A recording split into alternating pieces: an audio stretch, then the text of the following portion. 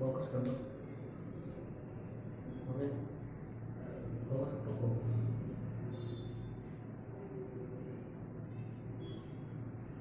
Hello everybody, a very good morning all of you.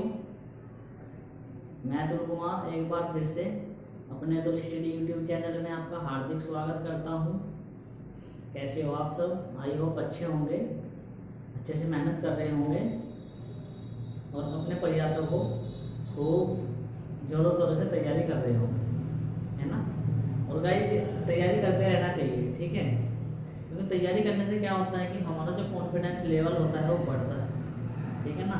और जब हमारा कॉन्फिडेंस लेवल बढ़ जाता है ना, तो फिर हम कोई सा भी एग्जाम होता है उसको क्रैक करने में उसको आसानी हो जाती है, ठीक है गाइस। तो गाइस आगे स्टार्ट करते हैं। मैं आपको करा रहा था इंजीनियरिंग सर्वे। आज हम इंजीनियरिंग सर्वे में पढ़ने वाले हैं करू, ठीक है। करू बहुत इंपॉर्टेंट चैप्टर होता है सिविल इंजीनियरिंग के लिए, सर्वे के लिए, ठीक है। इसलिए आपको ये अच्छे से समझना है। इसके जो कंसेप्ट होते हैं उनको बहुत ही क्लियरली आपको समझना है, ठीक है। और आपको गाइस नोट्स बनाते हुए चलना है, ठीक है। जो भी मैं कराऊंगा वो काफ़ी इंपॉर्टेंट होने वाला है आप लोगों के लिए। तो गाइस आप लोगों को नोट्स बनाते हुए चलना है, ठीक है। बात करते हैं करू की, ये करू क्या होता है। देखो, करू का मतलब होता है आपका एक वक्र होता है, ठीक है। जैसे आपका कोई रोड होता है, रोड आपका एक स्ट्रेट लाइन में होता है, ठीक है। यदि मैं बात करूं, कोई रोड होता है, कोई एक रोड स्ट्रेट लाइन में होता है, तो यदि रास्ते में कोई ऑब्स्ट्रक्शन आती है, कोई बाधा आती है, तो उससे बचने के लिए मैं क्या करता हूँ, अपने रोड में एक मोड़ दे देता हूँ, ठीक है, या घुमाव दे देता हूँ। उसी को मैं बोलता हूँ कर्व, ठीक है। जैसे सपोज ये मेरी क्या है, एक रोड है, ये रोड ऐसे स्ट्रेट जा रही है, ठीक है। और मैं कह रहा हूं यहाँ पे कोई ऑब्स्ट्रक्शन आ गया है,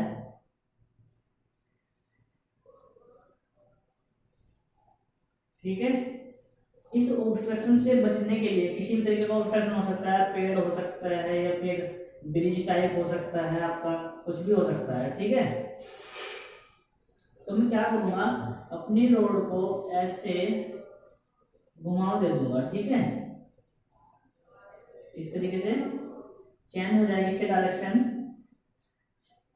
एक डायरेक्शन चेंज होगी हमारी रोड की। तो इसी डायरेक्शन चेंज को मैं क्या बोलता हूं, कर्व बोलता हूं। ये क्या है, मेरा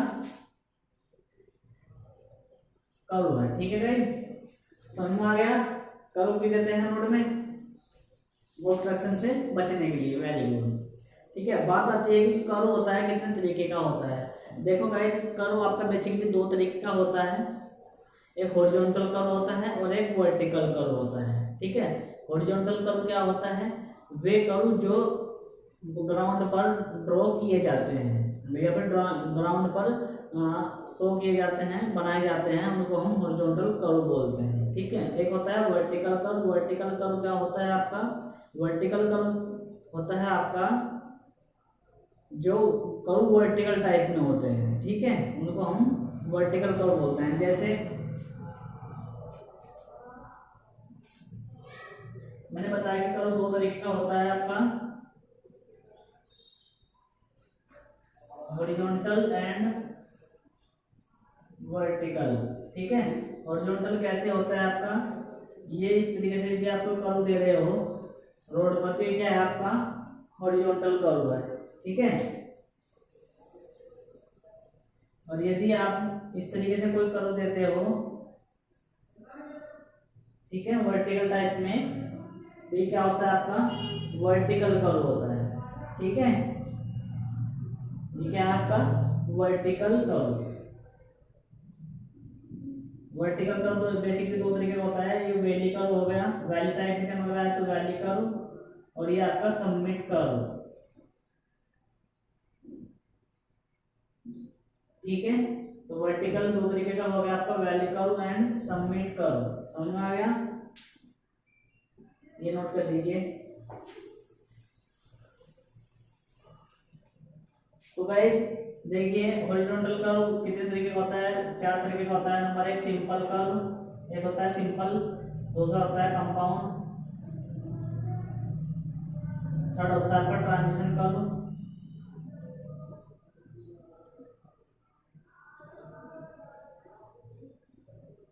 फोर्थ होता है आपका रिफ्लेक्टिव। ठीक है, वर्टिकल कर्व की बात करते हैं तो दो तरीके का होता है आपका, नंबर एक वैली कर्व, नंबर दो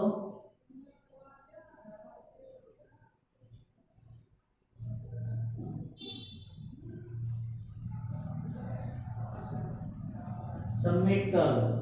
ठीक है, समझ में आ गया। पहला है आपका simple curve, compound curve, transition curve और रिफ्लेक्टिव कर्व। और वर्टिकल कर्व कितने तरीके का होता है, दो तरीके का होता है, वैली कर्व और नेक्स्ट आता है आपका सबमिट कर्व। ठीक है, तो सिंपल कर्व क्या होता है, देखो सबसे पहले हम सिंपल कर्व के बारे में जानेंगे कि सिंपल कर्व होता क्या है। सिंपल कर्व क्या होता है, एक इस टाइप का कर्व होता है जिस कर्व की रेडियस सेम होती है। ठीक है, ये कर्व है आपका, यदि इसकी रेडियस आर है तो ये वाली रेडियस भी क्या होगी आपकी, आर होगी। ये कर्व क्या कहलाएगा आपका, सिंपल कर्व कहलाएगा। ठीक है, सिंपल कर्व की डेफिनेशन बोल सकते हैं कि एक ऐसा कर्व जिसकी सेंटर से डिस्टेंस या फिर रेडियस सेम होती है उसको क्या बोलते हैं, सिंपल कर्व बोलते हैं। ठीक है, बात आती है आपका next compound curve. Compound curve क्या होता है आपका, कंपाउंड कर्व होता है आपका किसी पॉइंट से रेडियस यदि इसकी r1 है एंड इसकी r2 है, यानी कि अलग अलग रेडियस से बनाया गया कर्व आपका क्या कहलाएगा, कंपाउंड कर्व कहलाएगा। ये क्या क्या होगा आपका, कंपाउंड कर्व होगा। ठीक है, समझ में आ गया। हाँ, यहाँ पे R1 R2 क्या इक्वल नहीं होंगे, R1 R2 क्या नहीं होंगे, इक्वल नहीं होंगे। ठीक है, समझ में आ गया, नोट कर लीजिए।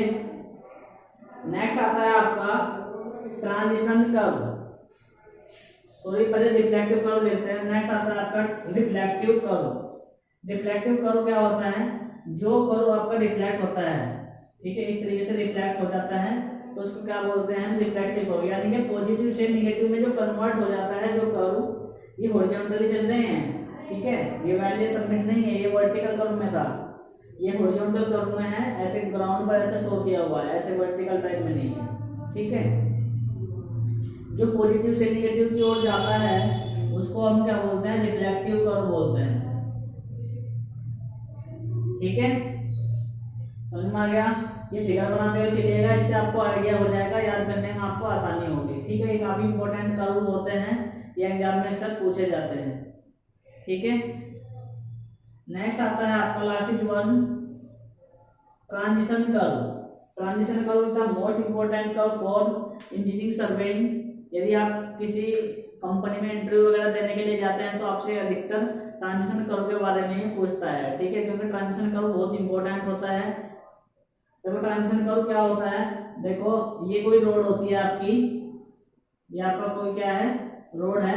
इस रोड की रेडियस कितनी है, कोई बताएगा इस रोड की रेडियस कितनी होगी, कोई रेडियस होगी भी या नहीं होगी, या होगी तो कितनी होगी, 0 होगी, अच्छा इंफिनिटी होगी। कोई बोल रहा है कि 0 होगी, कोई बोल रहा है कि इंफिनिटी होगी। देखो यदि में कोई एक पॉइंट है, इसकी रेडियस कितनी होगी, 0 होगी, और इस लाइन की रेडियस कितनी होगी, इंफिनिटी। ठीक है, तो इसकी रेडियस इंफिनिटी है यहाँ पे। ठीक है, इंफिनिटी है, कितनी भी हो सकती है, कहीं ना कहीं से तो इसको ड्रॉ किया गया होगा। ठीक है, तो मैं बात कर रहा हूँ ट्रांजिशन कर्व की। ट्रांजिशन कर्व क्या होता है, इस रोड को यदि मैं एक कर्व दे रहा हूं यहाँ पे, ठीक है, ये मैंने एक कर्व दे दिया इस तरीके से।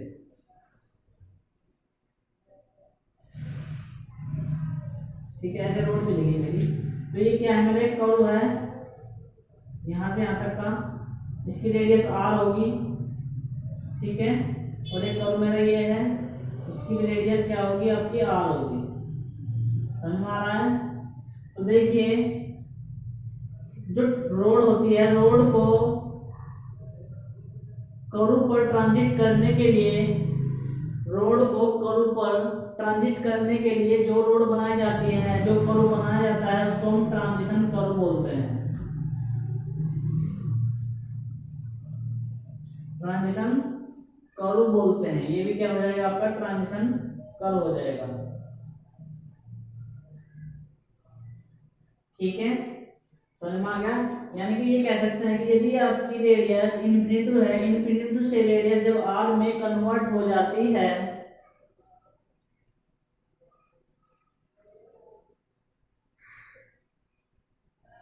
कहीं ना कहीं जीरो होगी, जीरो से फिर आर में आपकी रेडियस इन्फिनिटी से आर में कन्वर्ट हो जाती है, तो इस कर्व को क्या बोलते हैं हम, ट्रांजिशन कर्व बोलते हैं। ट्रांजिशन कर्व क्यों प्रोवाइड किया जाता है, रोड में ट्रांजिशन कर्व क्यों प्रोवाइड किया जाता है? देखिए, ट्रांजिशन कर्व इसलिए प्रोवाइड किया जाता है जिससे कि जर्क वगैरह ना लगे। जर्क बोलते हैं जैसे कि रोड में स्मूथली वे हो सके। ठीक है, जर्क बोलते हैं हिंदी में झटका वगैरह लगता है ना, जर्क ना लगे। एंड सुपर एलिवेशन प्रोवाइड करने के लिए, जो आपका सुपर एलिवेशन होता है, ई से डिनोट करता है, ट्रांसपोर्टेशन में आपने पढ़ा भी होगा।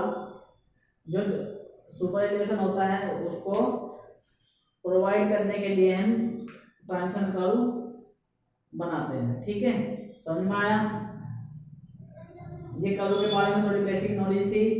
ठीक है, आई होप आप लोगों की समझ में आ गई होगी। ये नोट कर लीजिएगा।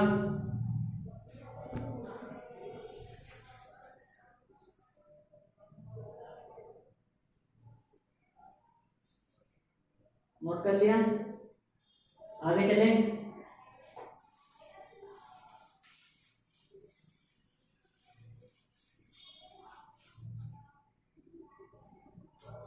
आगे चलते हैं। देखिए, अब हम कर्व के बारे में थोड़ी डिटेल स्टडी करने वाले हैं। आप लोग बहुत ध्यान से समझिएगा, यहाँ से अक्सर एग्जाम में क्वेश्चन बन जाते हैं। ठीक है, न्यूमेरिकल्स भी बनते हैं और एक एक दो दो नंबर के क्वेश्चन पूछे जाते हैं। ठीक है,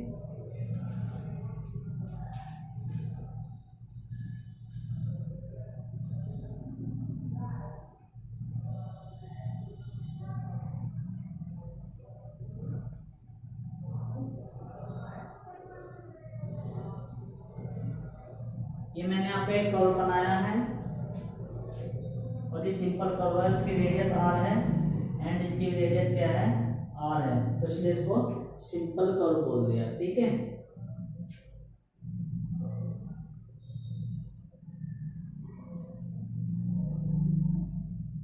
ये मैंने एक स्पर्शिक है दी है इस कर्व पर एंड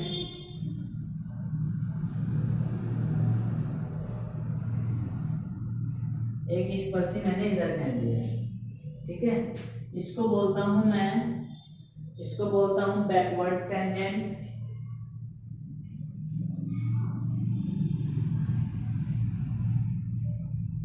एंड इसको बोलता हूं मैं फॉरवर्ड टेंजेंट। ठीक है, ये आपका होता है एंगल, जिसको बोलता हूं डिफ्लेक्शन एंगल,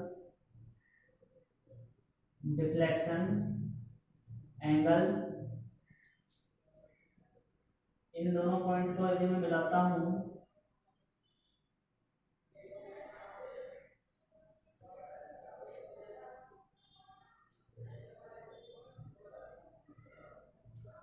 ये बनती है मेरी लॉन्ग कॉर्ड।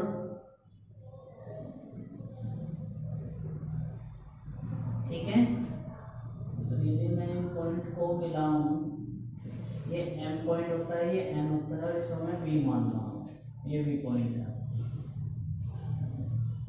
वर्टेक्स बोलते हैं। ये T1 and T2 tangent point होते हैं। ये बना लीजिए आप, जस्ट सिंपल है। ठीक है, ये आपका बैकवर्ड टेंजेंट हो गया, और जो स्पर्शी होगी backward tangent and forward tangent. ठीक है, T1 T2 इनके नाम दे दिए गए हैं। एक लाइन मैंने इसको ड्रॉ किया है, ये O M और N V का इसका नाम दे दिया है, ये रेडियस है। ठीक है, इसको ये क्या है आपकी, इस डिस्टेंस को क्या बोलता हूँ मैं, VN को बोलता हूँ एक्सटर्नल डिस्टेंस।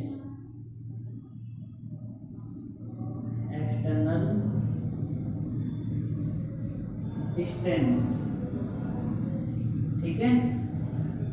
और mn क्या होता है आपका, mn आपका मिड ऑर्डिनेट, ठीक है। ये फिगर समझ में आ गया, जल्दी से बताइए, फिगर समझ में आ गया। ये एंगल डिफ्लेक्शन एंगल है आपका, तो ये कितना होगा आपका, हाफ होता है डिफ्लेक्शन एंगल का।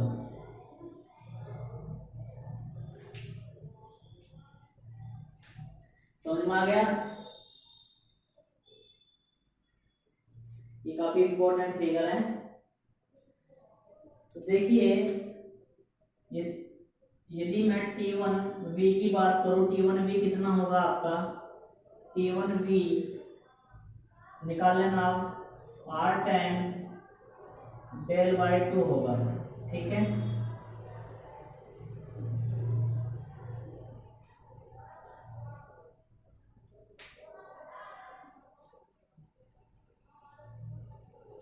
देखिए 90 डिग्री है आपका, ठीक है। और ये ट्रायंगल बन रहा है आपका। इस ट्रायंगल में आप tan की प्रॉपर्टी लगाओगे, tan थीटा इक्वल टू लंब बटा आधार, ठीक है। तो ये बन जाएगा, ठीक है, T1V आ जाएगा। एंड इसी तरीके से आप T2V भी निकाल सकते हैं। T2V कितना हो जाएगा, ये भी R10 del by 2 ही हो जाएगा, ठीक है। ये था मेरा बैकवर्ड एंड फॉरवर्ड टेंजेंट। अब बात करता हूं मैं T1M। T1M कितना होगा, R sin del by 2 and T2M कितना होगा, ये भी R sin del by 2 होगा, ठीक है।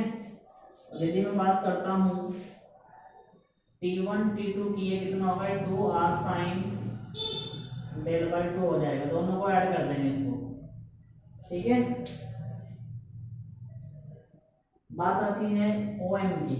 OM कैसे निकालते हैं हम, OM इज इक्वल टू होता है आपका R cos del by 2। देखो मैं जस्ट आपको, आप यदि निकालना चाहो ट्रायंगल की प्रॉपर्टी लगाकर इनको डेरिवेट कर सकते हो, ठीक है। लेकिन डेरिवेट इनका इतना इंपॉर्टेंट नहीं होता है, एग्जाम पे जस्ट आपका क्वेश्चन बन जाता है इनके ऊपर। तो आपको याद रखना है कि कौन सी डिस्टेंस कितनी होगी, ये आपको याद रखना है। आपको डायरेक्ट फॉर्मूले वैल्यू पुट करके इसका आंसर निकाल के दे देना है, ठीक है।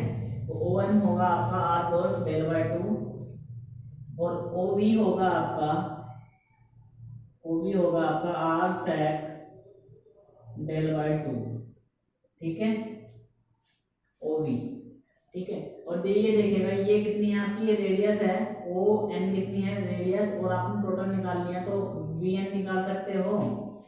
VN कितना होगा, इसमें से टोटल में से R sec del by 2 में से यदि मैं R को माइनस करूं तो VN निकल जाएगा, यस या नो, ठीक है। और यदि मैं MN की बात करता हूँ, MN आपका मिड ऑर्डिनेट होता है। MN कितना हो जाएगा, MN ये टोटल R है, R में से मैं ये माइनस कर दूं,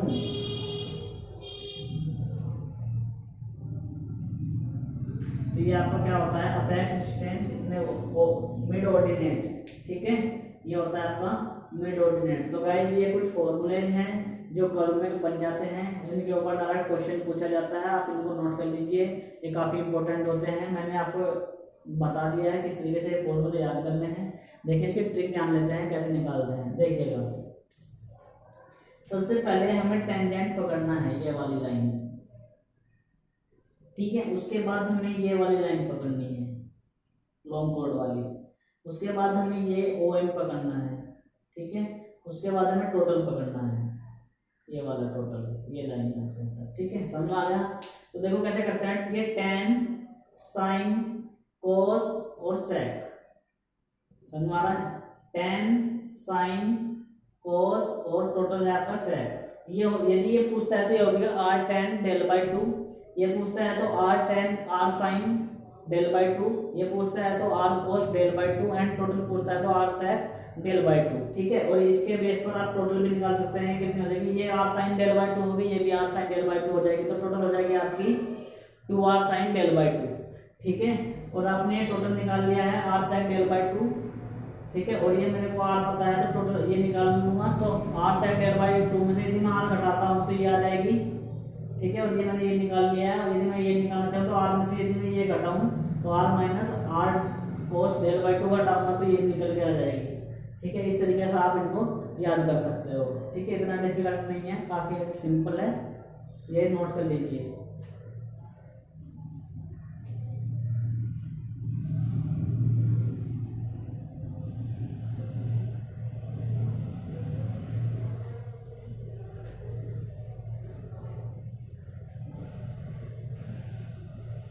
नोट कर लिया, आगे चले, आगे चलते हैं।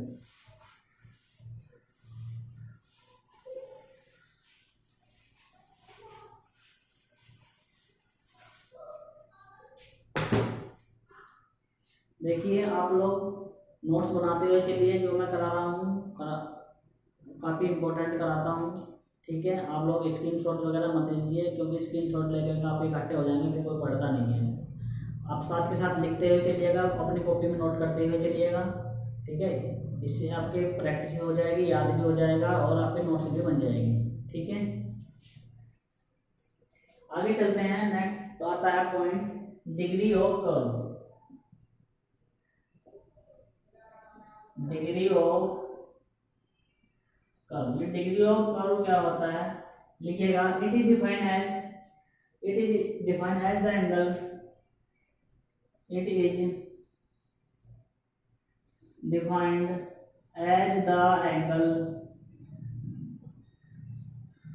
it is defined as the angle subtended at the center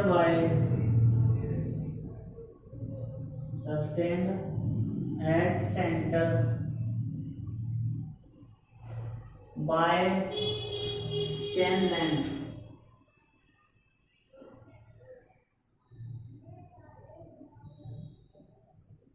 ठीक है।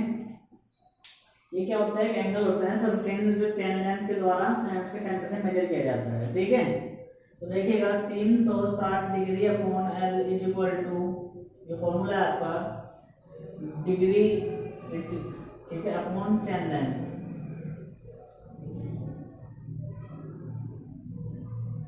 ठीक है। यहां से आप यदि आर की वैल्यू निकालना चाहो, ठीक है, कितनी आ जाएगी 1150 बाय डी डिग्री। ये किसके लिए आपका, ये 20 मीटर के लिए है, 20 मीटर के लिए है। एंड यदि आप निकालना चाहो कितनी निकलेगी 1720 बाय डी डिग्री, ये 30 मीटर के लिए है, ये 30 मीटर चैन के लिए है और ये 20 मीटर चैन के लिए आता है, ठीक है। कभी कभी आपसे डिग्री ऑफ कर्व दे देता है तो आपको रेडियस पूछ लेता है, तो यहाँ पे जैसे डिग्री ऑफ कर्व आपको 20 डिग्री दे दिया सपोज, तो यहाँ पे 20 डिग्री की वैल्यू लगे आपको रेडियस पता चल जाएगी कि 20 मीटर चैन हो या 30 मीटर चैन का वो बता देगा आपको कि कौन सी मीटर चैन है आपके पास। यदि 30 मीटर की है तो ये वाला फॉर्मूला लगाएंगे, यदि 20 मीटर की है तो ये वाला फॉर्मूला लगाएंगे, और उससे डिग्री ऑफ कर्व से आप रेडियस पता कर लेंगे करोगे, और उसकी बेस पर आप न्यूमेरिकल स्टार्ट कर सकते हैं, ठीक है गाइस, समझ में आ गया। ये नोट कर लीजिए।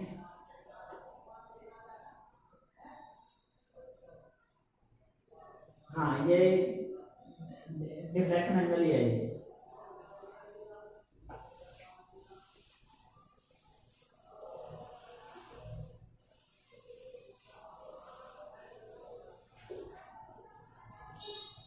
आगे चलते हैं, बात आती है आपकी सेटिंग आउट ऑफ कर्व की। नेक्स्ट आता है आपका setting out of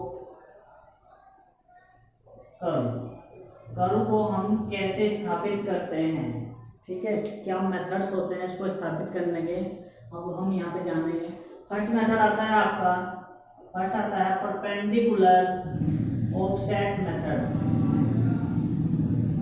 perpendicular offset method, ठीक है।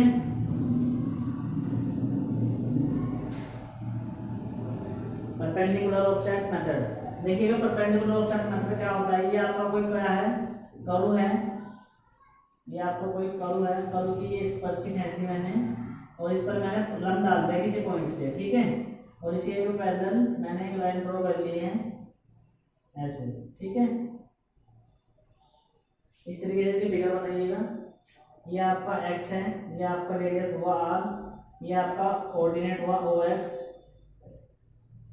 ये हो जाएगा आपका यहाँ से यहाँ तक r माइनस OX, क्योंकि ये भी r ही है, ठीक है।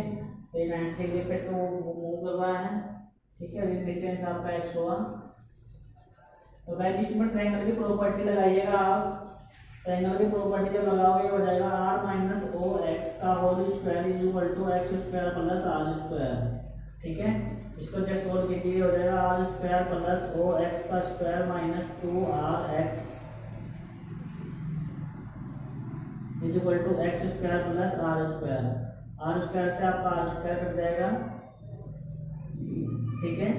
और यहाँ से आप OX कॉमन ले लीजिए, ये आ जाएगा OX minus 2r is equal to x square, ठीक है। तो OX आ जाएगा आपका एक्स स्क्वायर अपॉन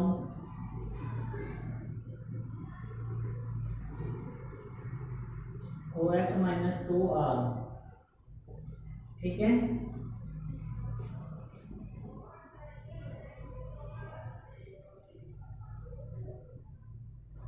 ठीक है,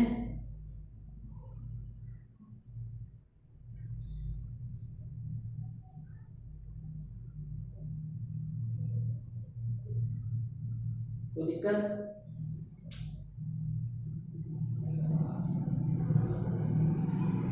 सॉरी ये गलती लग गया है। ये देखिए ऐसे होता है, इसके इसका स्क्वायर इसके स्क्वायर के इक्वल होता है, ये यहाँ पे ऐड हो जाएगा, इक्वल में आएगा, ठीक है। ऐसे लगता है, ये लगता है ना लंब का स्क्वायर और इसका स्क्वायर इसके स्क्वायर के इक्वल होता है ना। हाँ, तो ये फॉर्मूला ठीक खुल गया है। यहाँ पे प्लस आ जाएगा, यहाँ पे इक्वल टू आ जाएगा, आर स्क्वायर से आर स्क्वायर कट जाएगा आपका, ठीक है। इसको मैं इधर ले जा रहा हूँ, ये हो जाएगा आपका OX का स्क्वायर प्लस x स्क्वायर बराबर 2ROX, ये हो जाएगा, ठीक है। और x स्क्वायर यहाँ पे ऊपर दूँ, इसमें से ये कॉमन ले लीजिए, OX 2r माइनस OX बच जाएगा, ठीक है। और देखिए OX 2r के रेस्पेक्ट में बहुत ही क्या होगा, छोटा होगा। OX बहुत ही क्या होगा, छोटा होगा विद रेस्पेक्ट टू 2r। तो इसको मैं नेग्लिजिबल कर सकते हैं, जीरो के इक्वल मान सकते हैं, ठीक है। तो इसकी वैल्यू जीरो कर लें तो x square is equal to OX into 2r हो जाएगा। और यदि मैं OX की वैल्यू निकालना चाहूँ तो कितनी आ जाएगी, x स्क्वायर अपॉन 2r, ठीक है। ये आपका कोऑर्डिनेट निकल जाएगा यहाँ से। x की वैल्यू यदि आप 1 रखोगे तो यहाँ पे 1 इस तरीके से आपको वैल्यू पता चल जाएगा। तो इस तरीके से आप क्या कर सकते हैं, इसको सेटिंग आउट कर सकते हैं, ठीक है। पहला ऑर्डिनेट इतने पर लेंगे, दूसरा ऑर्डिनेट इतने पर लेंगे, ठीक है। इस तरीके से आप इसको सेटिंग कर सकते हैं, ठीक है। ये नोट कर लीजिए। नेक्स्ट आता है आपका रेडियल ऑफसेट मेथड। नेक्स्ट आता है आपका radial offset method. Radial offset method, radial offset method में हम क्या करते हैं,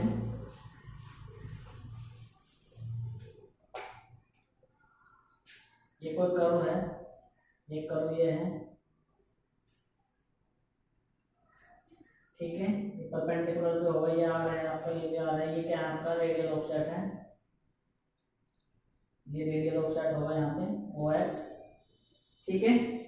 ये x है आपका। तो यहाँ पे प्रॉपर्टी लगाएंगे हम r प्लस OX का जो स्क्वायर होगा वो होगा x square plus r square, ठीक है। यहाँ से जब आप OX की वैल्यू निकालोगे तो x square plus r square का अंडर रूट माइनस r आ जाएगा, ये निकाल लेना। जैसे इसको रूट के लेंगे, इधर को माइनस लेंगे इसको, ठीक है। निकाल लिया। When the centre of curve is visible use this method, लिखिएगा एक लाइन इसमें नोट करिए, व्हेन द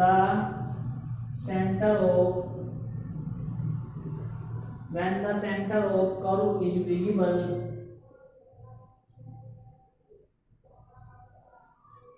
ठीक है, when the center of curve is visible then use this method। ठीक है, जब आपका सेंटर ऑफ कर्व विजिबल हो रहा हो तब ये मेथड क्या करेंगे आप यूज करेंगे, अदरवाइज इसको नेग्लिजिबल कर देंगे। ठीक है, स्किप कर देंगे इसको। ठीक है, नेक्स्ट आता है आपका point number third. Point number third आता है आपका कोड मेथड। कोड मेथड और एक मेथड और बोलते हैं इसको प्रोड्यूस मेथड।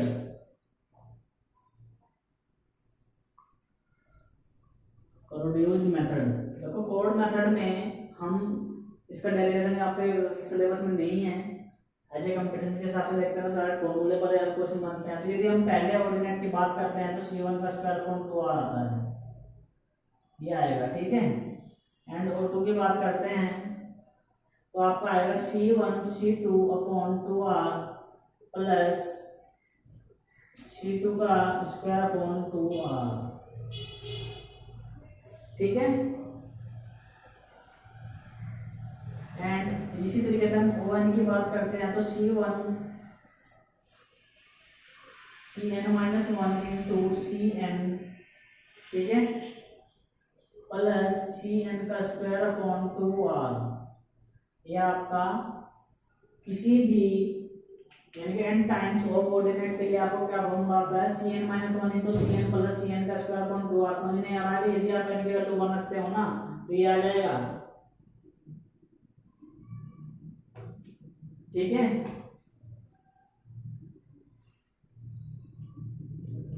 समझ में आ गया।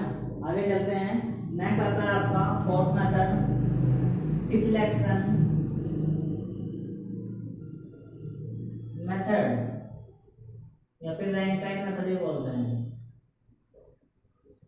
रैंकाइन मेथड, डिफ्लेक्शन मेथड या फिर रैंकाइन मेथड। ठीक है, डिफ्लेक्शन मेथड में हम क्या करते हैं, delta is equal to 1719 c1 upon r, ये आता है आपका डेरिवेट करके। इस फॉर्मूले से आप डिफ्लेक्शन एंगल मेथड की सहायता से आप इसको ड्रॉ कर सकते हैं। ठीक है, तो ये कुछ मेथड्स थे आपको कर्व को सेटिंग आउट करने के जो मैंने आपको समझाए हैं। आई होप ये आपको अच्छे से समझ में आ गए होंगे, एंड जो मैंने आपको कर्व के बारे में जो बेसिक नॉलेज दी है मैं आशा करता हूँ कि आप लोगों की समझ में आ गई होगी।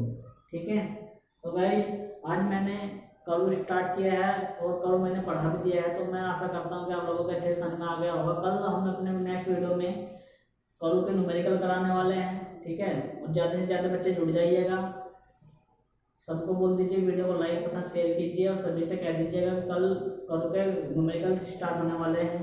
ठीक है, ज़्यादा से ज़्यादा वीडियो को शेयर कीजिए। ठीक है गाइज, तो गाइज आप लोग नोट्स बनाते हुए चलिएगा, अच्छे से तैयारी करते हुए चलिएगा। ठीक है, यदि कोई प्रॉब्लम्स आपको आता है तो मुझे कमेंट में लिख दीजिएगा। ठीक है, वीडियो को लाइक तथा शेयर करना ना भूलें। ओके, और बेल आइकन पर भी क्लिक कर लीजिए जिससे मेरे वीडियो के नए नए अपडेट्स आपके पास सबसे पहले पहुँचे। ठीक है गाइज, ओके, थैंक यू।